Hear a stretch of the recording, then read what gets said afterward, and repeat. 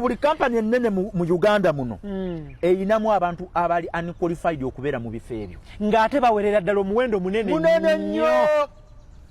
Gwe teweebuuza lwaki abalina ebipapula ebirungi mu Nick Street.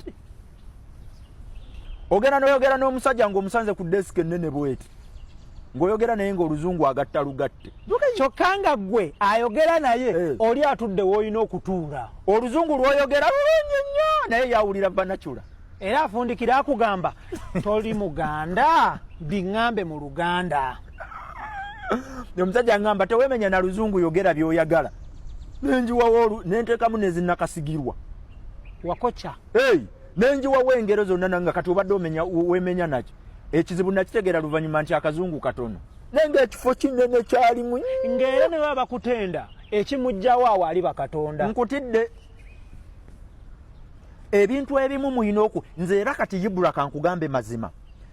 Ebintu bibiri omwana wo bw'aba tagenze mu ziri professions z'emmenye ez'amaanyi ezeetaaga obukugu obw'enjawulo.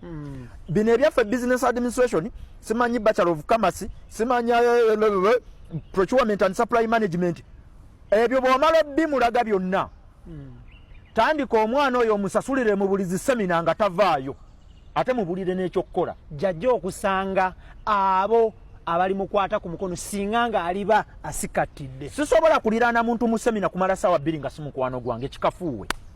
Okyusa entebe. Nkutidde bwe ndaba nga takwanika nga nvaawo nzira ewalala. Ng'okyusa ekifo. Nga nkyusa ekifo. Nteekwa okumekinga era kyovola beno semina njagala tufunemu eddakiika 45 za kumanyagana.